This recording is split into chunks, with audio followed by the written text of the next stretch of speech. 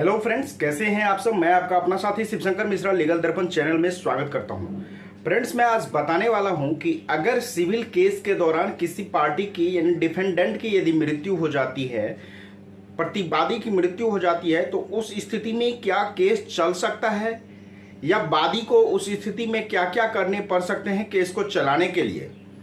तो इसी टॉपिक पे आज मैं बताऊंगा। तो इसे जानने के लिए वीडियो को लास्ट तक देखिएगा और वीडियो देखने के बाद अच्छा लगे तो चैनल को ज़्यादा से ज़्यादा सब्सक्राइब, लाइक और शेयर कीजिएगा। तो आइए फ्रेंड्स, चलते हैं वीडियो की तरफ। फ्रेंड्स, जब कोई सिविल केस फाइल करते हैं, जब कोई सिविल सूट आप कोर्ट में फाइल करते हैं, तो फाइल करने के बाद पार्टी को नोटिस जाता है, डिफेंडेंट को, प्रतिवादी को नोटिस जाता है। नोटिस जाने के बाद प्रतिवादी आते हैं, यानी केस का क्रम चलता रहता है। केस के स्टेजेस आते हैं और चलता रहता है कोर्ट में केस। लेकिन उसी दौरान यदि प्रतिवादी की मृत्यु हो जाता है, तो मृत्यु होने के बाद क्या वह केस खत्म हो जाएगा या फिर चलेगा, या फिर चलाने के लिए क्या करना पड़ेगा? तो फ्रेंड्स, वो केस खत्म नहीं होगा बशर्ते कि उसका कोई लीगल हायर हो, यानी प्रतिवादी के कोई लीगल हायर हो, उत्तराधिकार हो, और उस उत्तराधिकार की डिटेल वादी को रहे या वादी उसको पता करे। इसका प्रावधान जो है सिविल प्रोसीजर कोड यानी सीपीसी की ऑर्डर 22 रूल 4 में दिया गया है कि यदि केस चलने के दौरान किसी प्रतिवादी की मृत्यु हो जाती है, तो मृत्यु होने के पश्चात वादी को ऑर्डर 22 रूल 4 के अंतर्गत एक एप्लीकेशन कोर्ट में मूव करना पड़ता है, फाइल करना पड़ता है, जिस एप्लीकेशन में वो प्रतिवादी के मरने के साथ साथ उसके उत्तराधिकार के सभी डिटेल देते हैं।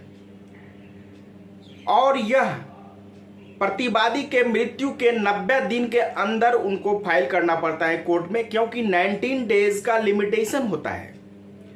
लेकिन कभी कभी ऐसा स्थिति आता है कि 90 दिन के बाद उनको पता ही चलता है, तो उस स्थिति में वह स्पेसिफिक रिलीफ एक्ट का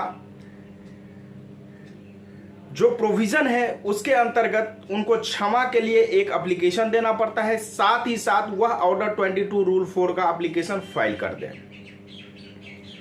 अन्यथा आपके केस को वहीं पे खत्म कर दिया जाएगा, वादी के केस को वहीं खत्म कर दिया जाएगा।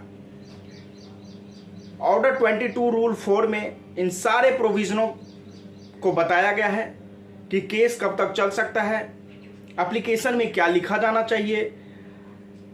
अच्छा फ्रेंड्स, एक इंपॉर्टेंट बात है कि बहुत सारे व्यूअर्स को कंफ्यूजन रहता है कि एप्लीकेशन कहाँ मूव करें। तो फ्रेंड्स, ये एप्लीकेशन उसी कोर्ट में जाएगा जिस कोर्ट में आपका सूट चल रहा है। आप किसी दूसरे कोर्ट में इस एप्लीकेशन को नहीं लगाएंगे। तो आप लोगों को अब क्लियर हो गया होगा कि यदि सिविल केस है और सिविल केस में वादी कोई केस फाइल कर रहा है और प्रतिवादी की मृत्यु हो जाती है, तो मृत्यु होने के बाद वादी को ऑर्डर 22 रूल 4 के अंतर्गत जिस कोर्ट में केस चल रहा है उसी कोर्ट में एक एप्लीकेशन देना पड़ता है, जिस एप्लीकेशन में उसे लिखना पड़ता है कि प्रतिवादी की मृत्यु इस तारीख को हो गई है और इसके लीगल उत्तराधिकार हायर जो है, कानूनी उत्तराधिकार जो है, ये व्यक्ति हैं और इनको पार्टी बनाया जाए। तो कोर्ट इस चीज़ों को देखते हैं, आपके एप्लीकेशन को देखते हैं, उसके बाद उस व्यक्ति को, उनके जो लीगल हायर होते हैं प्रतिवादी के, उनको पार्टी बना के और केस को आगे ले चलते हैं। लेकिन आप यदि इसकी सूचना कोर्ट को नहीं देते हैं तो आपके केस को खत्म किया जा सकता है, और क्योंकि आपके पास जो है कोई कॉज ऑफ एक्शन नहीं बच सकता। तो इसीलिए 19 डेज की लिमिटेशन खत्म होने से पहले आप प्रतिवादी के सारे डिटेल, उनके उत्तराधिकार जो है, उनको कोर्ट में एप्लीकेशन लगा दें, जिससे कि आपका केस जिंदा रहे और आपका केस आगे चल सके। तो मुझे आशा है कि अब आपको पता चल गया होगा कि सिविल केस के दौरान यदि प्रतिवादी की मृत्यु हो जाती है तो उसके बाद आपके पास क्या राइट है, क्या अधिकार है कि आप उस केस को आगे चला सकते हैं। फिर भी आपके मन में कोई कंफ्यूजन हो तो आप मुझे कमेंट करके पूछ सकते हैं, मैं उसका जवाब देने का कोशिश करूंगा। आज तक के लिए इतना ही, फिर मिलेंगे नेक्स्ट वीडियो में, तब तक के लिए धन्यवाद।